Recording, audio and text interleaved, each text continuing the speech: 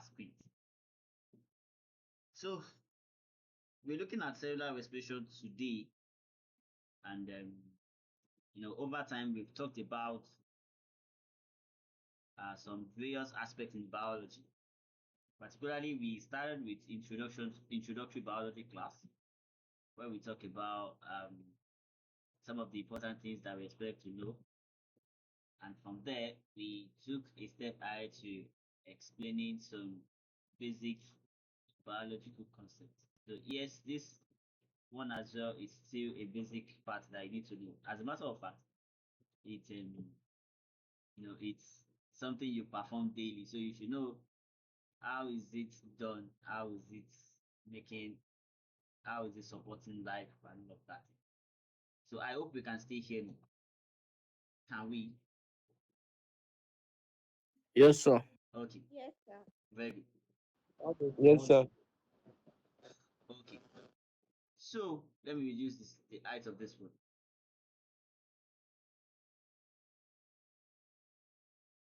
Take it up there. So cellular respiration, as name implies, cellular respiration. And when we say something is at a cellular level, we're talking about the cells. And you do not forget that the cells are the building blocks of life. Cell is the basic structural and functional unit of life. How about respiration? Respiration basically may be divided into two aspects. You may have a form of respiration that occurs inside your body system, that is internal respiration, and you also have a form of respiration that occurs outside of the body system, that is external respiration. So while the internal respiration may also be referred to as the tissue respiration, the external respiration may be referred to as just breathing in and breathing out. Inspiration, expiration, or inhalation, exhalation. Are we getting the point?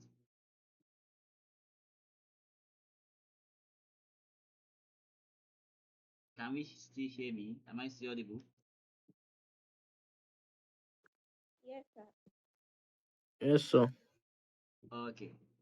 So yes, quickly let's look at this slide. So cellular respiration is basically the process by which glucose, chemical formula for glucose, they are expected to know C6H12O6 is broken down to release energy for making ATP, which is a form of chemical energy. What is the full meaning of ATP? That will be adenosine triphosphate. It is actually the form of energy that the body is able to synthesize so that you are able to perform your daily tasks or your daily activities. So it definitely needs glucose for its production, meaning that you need to feed yourself. You can see this little mouse here trying to is that mouse or rabbit? Oh, rabbit. So maybe trying to get some food there, just for normal daily survival.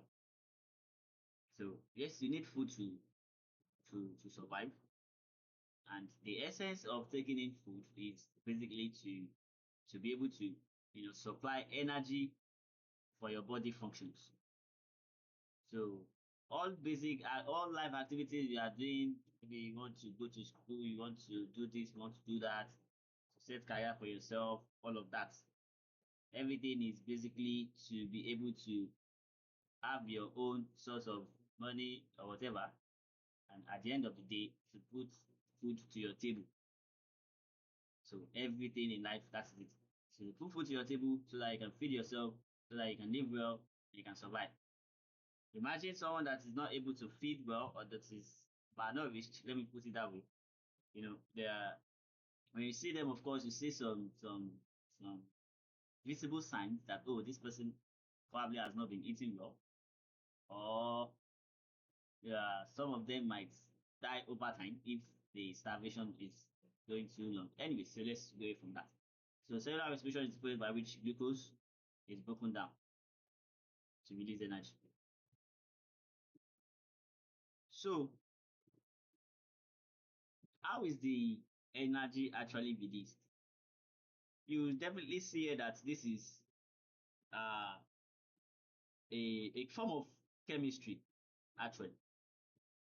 When we're talking about chemistry, that basically involves chemical reactions, like chemicals reacting together, reactants giving rise to products.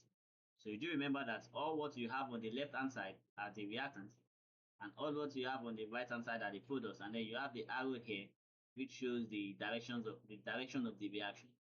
So here, this is your normal glucose, which you are expected to know, C6H12O6, which is what you get when whatever food you take in when they are broken down.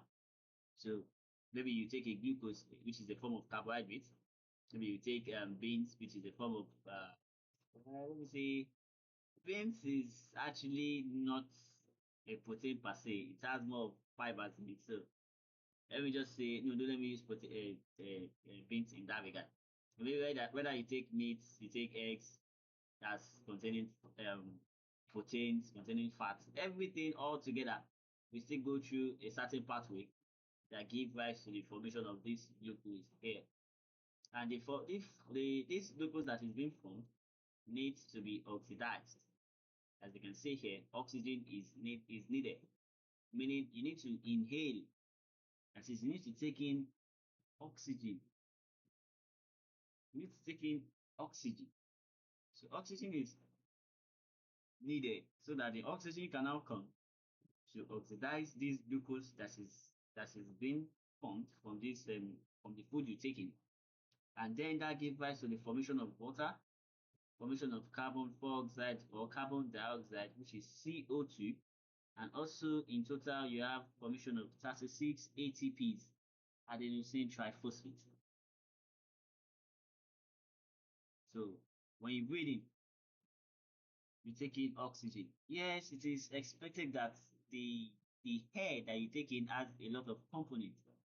Oxygen being part, nitrogen being part of that as well. You have, you know, water vapor also as part of components of air.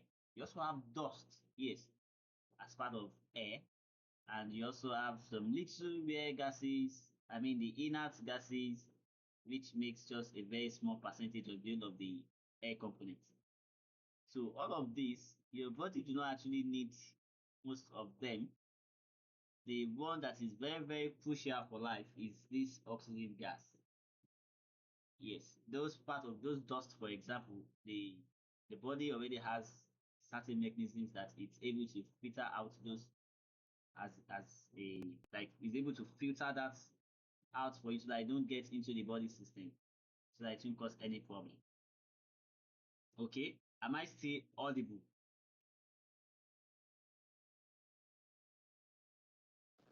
Yes, sir. Thank you for that. No. Okay, so yes, so this H2O that is formed there, you wonder where is that coming out from? Yes, that is what you exhale out. When you breathe out, oh yeah, I would say that at times, maybe let's say very early in the morning, if you have one glass or one mirror, very let's say if the atmosphere is kind of cold or something, just try to breathe out on the wall of that glass. Tend to notice the condensation of that that gas that's coming out of your nose and your mouth. You see it on the glass. It is water vapor. So that is that water there. So CO2 as well, when you breathe out through your nose, it is CO2 that is coming out. Yes, so you have this kind of relationship that exists between photosynthesis and cellular respiration. You know, photosynthesis being a way green plants are able to manufacture their food using energy directly from the sunlight. So you definitely observe here that they are opposites of each other.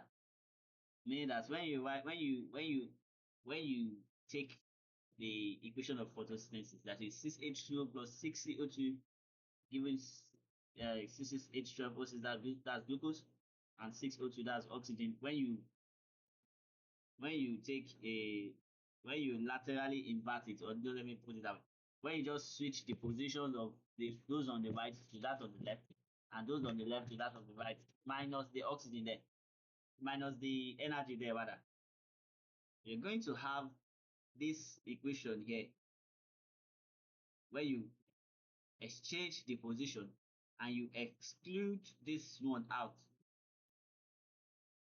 Well, maybe we can just cancel out the fact that okay, from the sun and maybe from ATP. So maybe that's yes. Let's just know that energy is involved in whatever the case. In photosynthesis, energy is pushed in. In cellular respiration, energy is given off. So she know energy is given off here. That's why you have it on the product side. And she know energy is taken in here. That's why you have it on the reactant side. Okay. So I'm still going to try to write on the whiteboard so that you can have a better understanding of that. So yes, that's a very close relationship between photosynthesis and cellular respiration. So the big question is that do only animals respire or do plants respire too? Who can tell me? Any idea on that? What do you think? Both of them respire, sir. Okay, both of them respire. Thank you so much. Yes, both of them respire. One of the one of the essential characteristics of life is respiration. Remember your Mr. Niger lack. Now I'm going to use lack. That's LAC. So LAC, that's lifespan, adaptation, and competition, which are also part of characteristics of life. I hope we are able to tally up with what I'm trying to say. Mr. Niger lack. Before some people just say D, but I'm using LAC. Okay.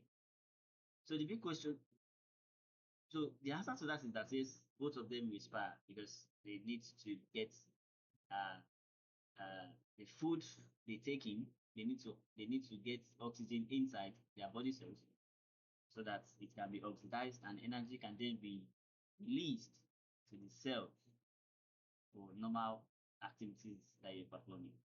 Do know that for you to be able to function as a living thing, maybe at home or in school or in the society or community, is because you are able to, number one, eat, and also you are able to respire.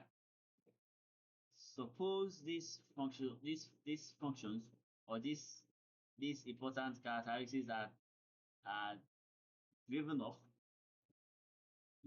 you likely would not function. So it shows how very important it is. Even if you can't respire, that implies that the food you take into the mouth, there is no how possibility you want to make use of the energy from it. So that is one thing you need to take note.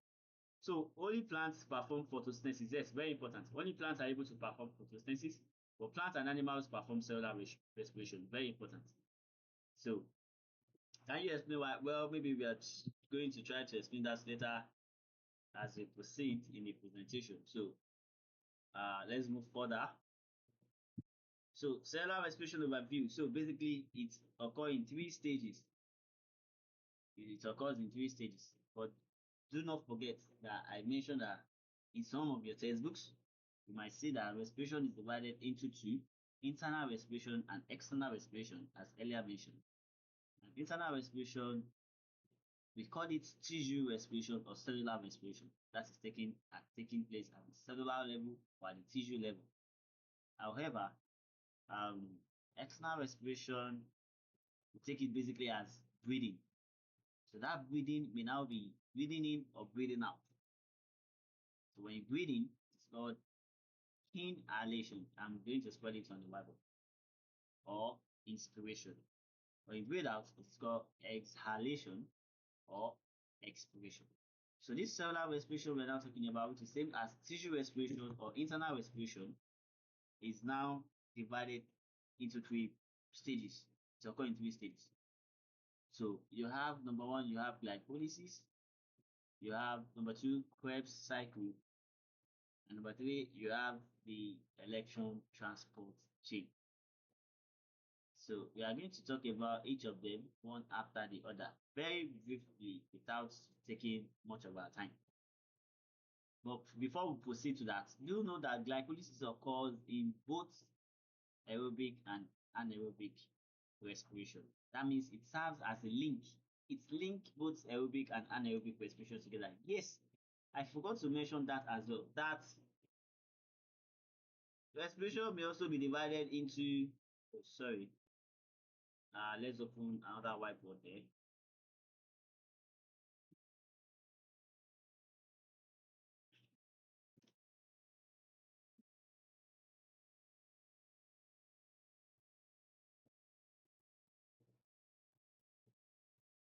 Okay.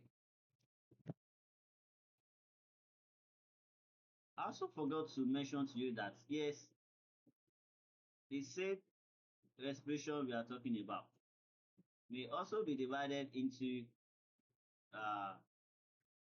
what's it called now? Aerobic and anaerobic respiration. So it is very important to know. Sorry. Uh,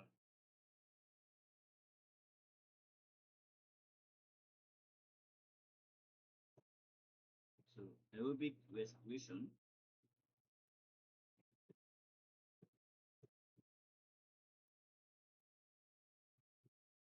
and aerobic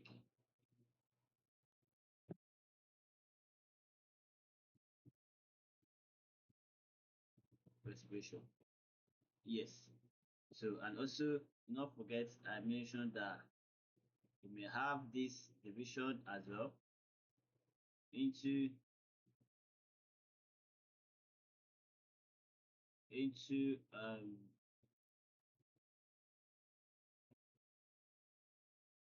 internal respiration, as earlier mentioned. Oh, we still have all of this there. Let me see, what can I, and it didn't load that up. I thought I was already on another whiteboard.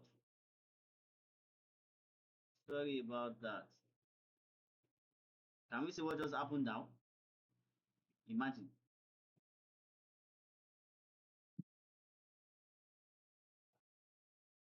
That's a mess up now. Okay, anyways, let me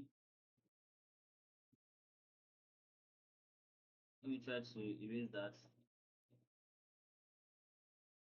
Can we see the screen?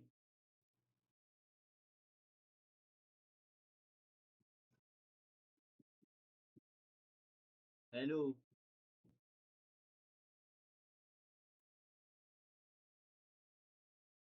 Am I see? Hello. Am I see audible? Hey. Respiration. Okay, just respiration. Yes, sir. Oh, okay.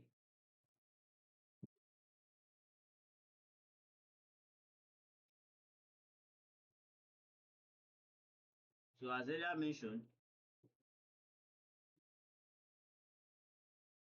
I was given a division for this respiration. I said that you should not forget that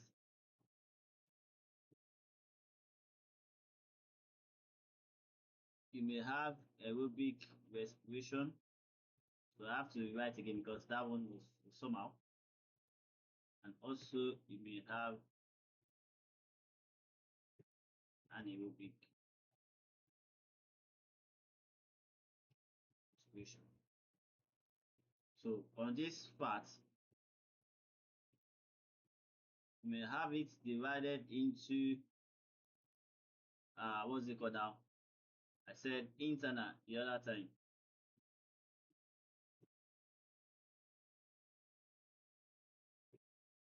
Internal respiration, and as well I mentioned external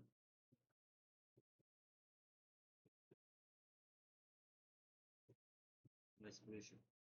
So why do not forget that we mentioned that internal respiration may be also called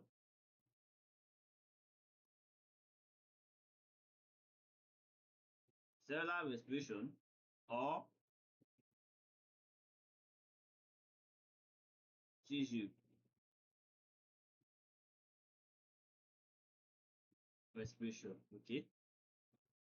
So now you see these two, aerobic and anaerobic.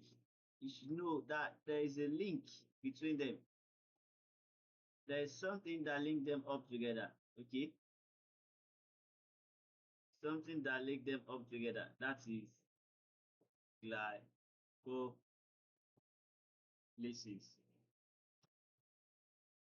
So when we say aerobic, aerobic means with oxygen. Anaerobic means without. without oxygen. Are we together? Are we still together?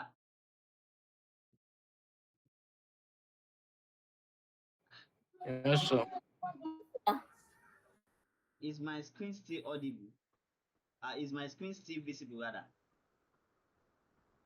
It just low, sir. Oh, okay, very good. Yes, sir. Yes, sir. So going back to our presentation. Okay. So cellular respiration overview. So there are basically three stages. You have glycolysis, Krebs cycle, and you have the electron transport chain.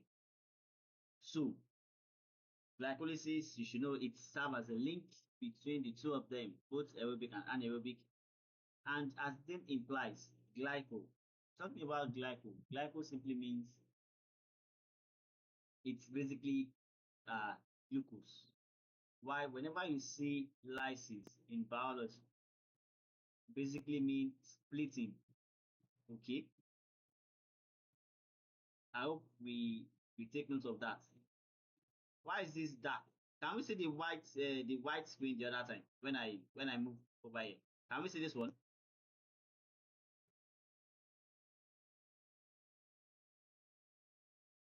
Can we see this part?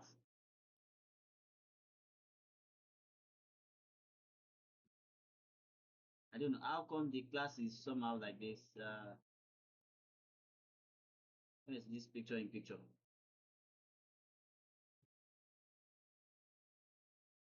So I'll know now if we can see. Okay, we can see this, right? Yes, sir. Oh, very good, my dear. So we are going to talk about each of them one by one. So you should know that the main form of energy that is produced, the main form of energy produced is usually what? ATP at the end of the day.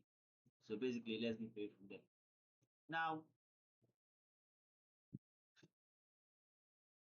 between the two types of respiration that we have, again, respiration may be divided based on the site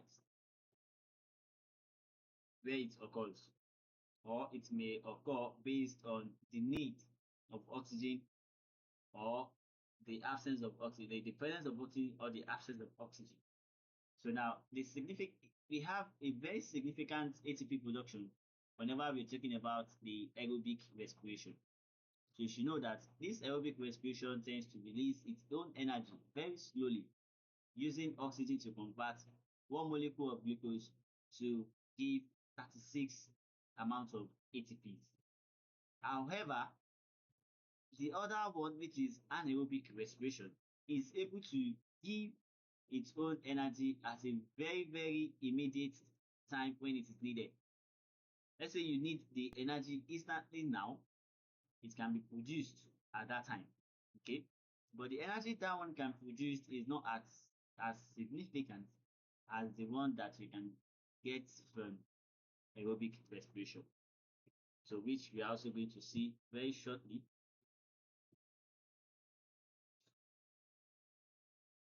Okay, so cellular respiration overview. This is an overview of the whole of the picture.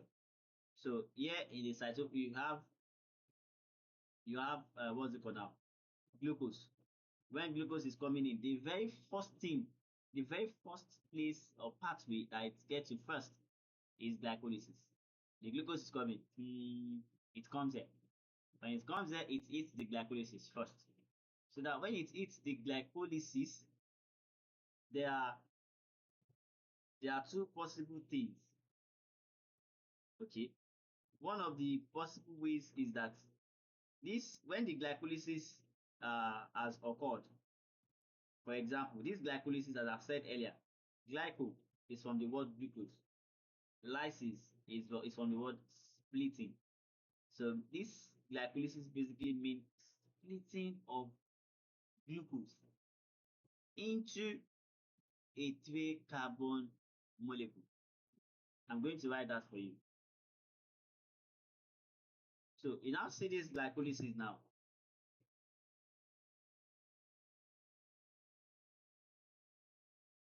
Glycolysis is equal to, we're going to break it down. Glyco Sir, please, what did you say glycolysis is? Yes, I'm writing that now. So glyco Okay. plus lysis. So this glyco is from glucose. And you see this lysis means splitting, okay? That one means splitting. So everything all together, glycolysis now means a process of breaking down, sorry, a process of breaking down glucose. So you see this glucose is a 6 carbon. This glucose that you are seeing here is a 6 carbon molecule into a 3 carbon molecule called the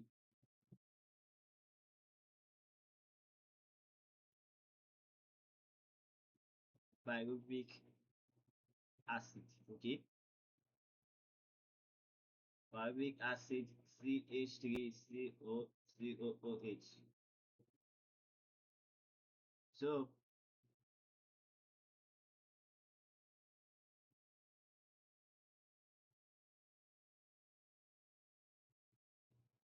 So that is definition for glycolysis, okay?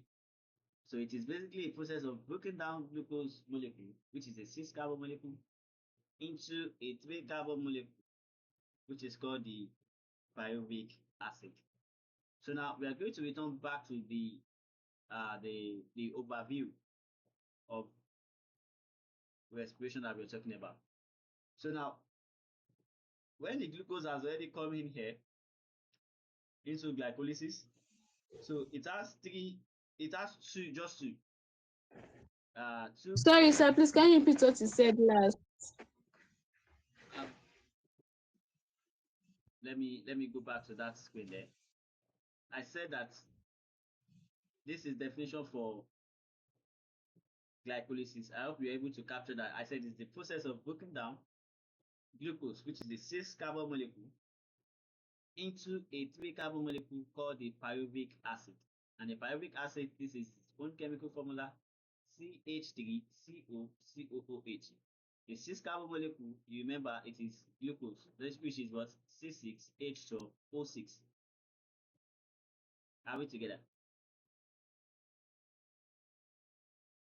Yes, sir. Oh, okay.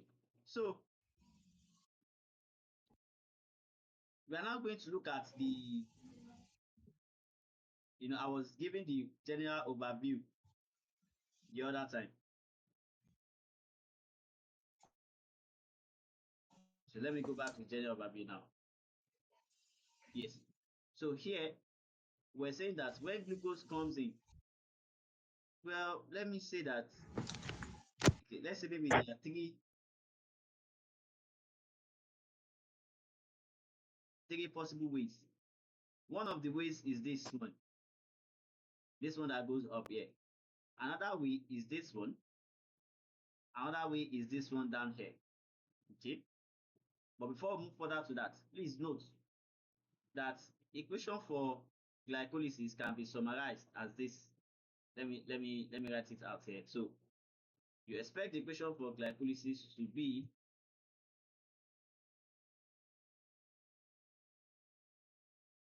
when we say we are breaking down this glucose into pyruvic acid, that actually needs some coenzymes to act with NAD plus, and also with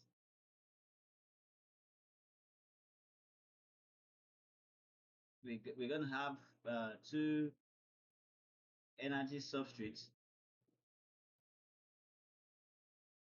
let me say plus 2 phosphates. That gives, oh, we have one, we've written something there.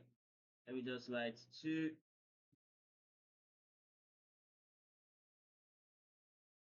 pyruvate plus 2 NADH plus 2 H plus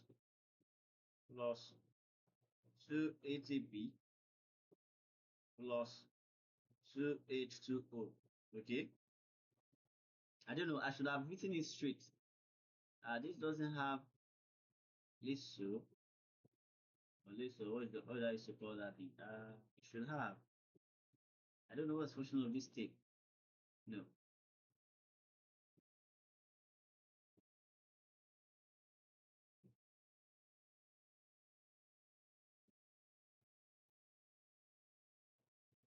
Are we able to capture that? Or let me write it this way.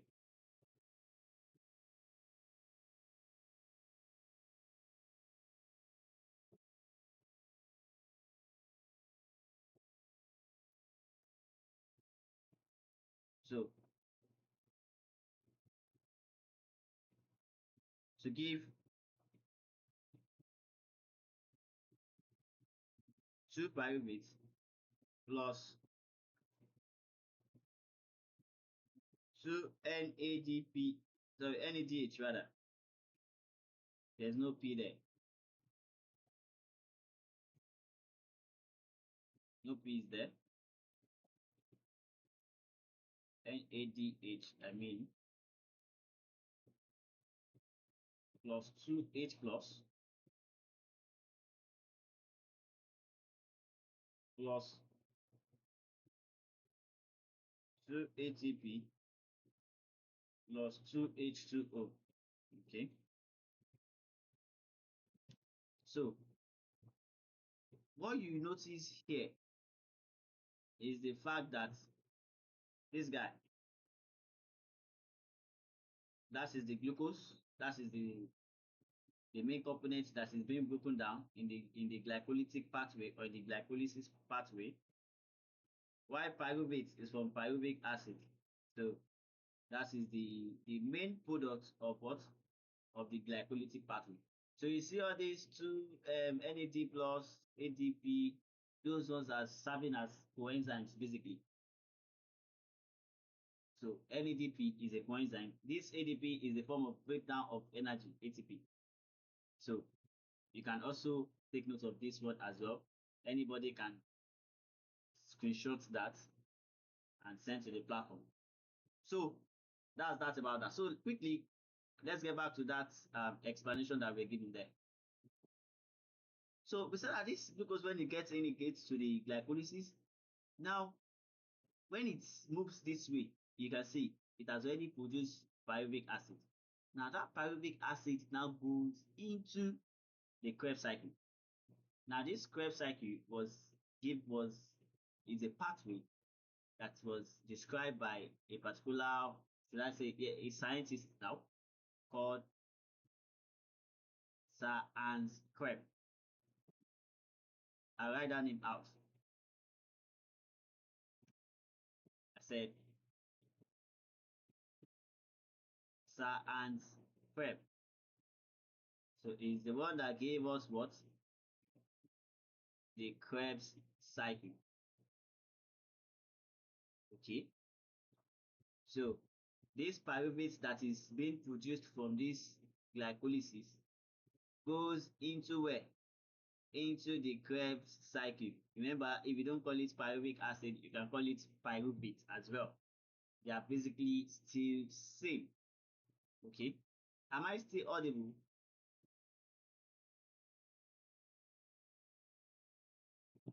Yes, sir. So when it's done in the Krebs cycle, then some electrons are carried in these coenzymes, NADH and FADH2, and then that goes into the electron transport chain, where the whole of the energy production is finalized. And actually, these both processes occur in the what? In the mitochondrion. This one occur in the mitochondrion here. That means Krebs cycle, electron transport chain, you are expecting the both of them to occur in the mitochondria. However, this glycolysis that you're seeing here occurs where? In the cytoplasm. Please take note of that. Glycolysis occurs in the cytoplasm, while Krebs cycle and electron transport chain both takes place in the mitochondria. I might probably ask you that. So this glycolysis now, you see, look at this way here. The electrons are carried in NADH, and then that goes to the electron transport chain. Yes, when you look at the overall reaction of glycolysis that I gave you here, this NAD plus is the one carrying this electron. So once it's combined with glucose, the electron will now be transferred. Like it should be in form of NADH. So the NADH is now the one that goes to the electron transport chain in the mitochondria. As name implies, electron transport chain, the whole of its own function is just to transport whatever the electrons that are being produced and then eventually synthesize as much energy as possible. Are we good? Are we good? Yes, sir. Okay. So I think we've been able to move away from there. So now we're talking about glycolysis basically. So as earlier mentioned, glyco equals glucose and lysis equals breakdown. So it occurs in the cytoplasm of the cell. Molecules of glucose are broken down into two molecules of pyruvic acid, as earlier mentioned, because as cell must use, that is, they must invest 2 ATP. They must invest 2 ATP, yes. And then when they invest 2 ATP, products that you have, you're going to have 2 pyruvic acid, you're going to have 2 ATPs in total, and you're going to have 2 NADH in total. Okay? So the whole of the, you might be asked that write about glycolysis. So when you write about glycolysis, this is as much as possible, you should be able to break it down in this format. Glycolysis is from this and this. It's occurring in cytoplasm. Okay, it's broken down. It's a process where glucose is broken down into 2 molecules of pyruvic acid. Okay. Then once you remember this equation for glycolysis, you can remember every other thing there. So this the energy that is invested is in this format, that's 2 ADP. And the energy that is being produced as a product is this 2 ATP, okay? NAD plus serve as the hydrogen acceptor or hydrogen carrier. Once it's combined with the glucose, it then gives rise to the formation of 2 NADH. So 2 NADH is produced, 2 ATP is produced, 2 pyruvic acids or pyruvate is also produced. Okay. So that's about that. So this is the glycolysis as we earlier mentioned. That's glucose giving rise to pyruvic acid and giving rise to the NADH that's formed there goes to the electron transport chain and then still go back to pyruvic acid again. It's a cyclic process, okay? No, not a cyclic process. Glycolysis is a straight pathway rather, not a cyclic. It is Krebs cycle that is cyclic. So site of cellular respiration, the mitochondria is the organelle where the final stages of cellular respiration occurs.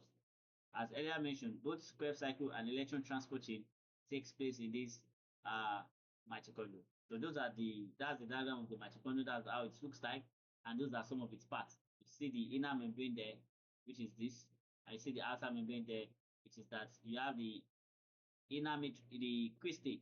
The cristae are the infoldings that you have, all these foldings that you have inside the mitochondrion. Those are the cristae.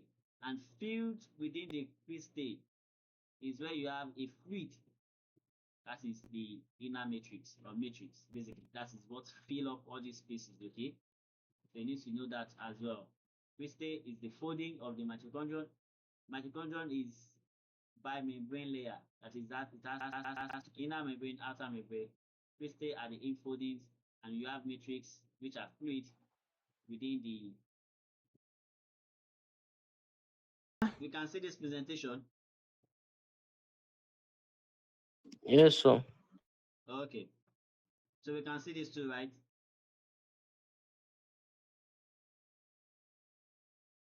Someone should talk on time so that we can move. There's no time. Yes, Yes, sir. sir. Okay. So thank you very much. So you have the Krebs cycle occurs in the mitochondria as well. And you have the electron transport chain occurring there as well. So the Krebs cycle, it is also an aerobic process. Please note that the only anaerobic process that we have in cellular respiration is glycolysis. Because it doesn't require oxygen. So every other thing, whether it is Krebs cycle, whether it is electron transport chain, they all require oxygen.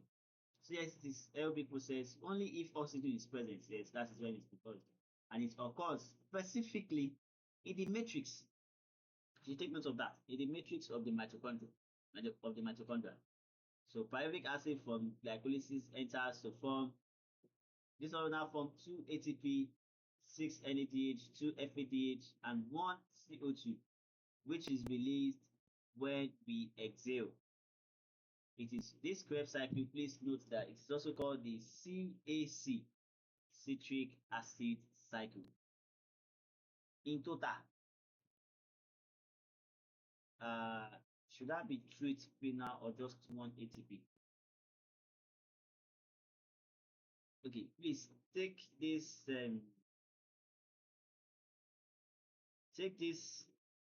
ATP. The ATP in Krebs cycle should be 1.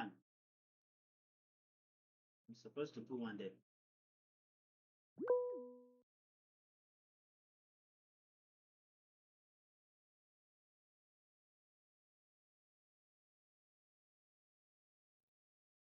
Okay. Let's take this as 1 for now. Can we hear what I'm trying to say? Hello?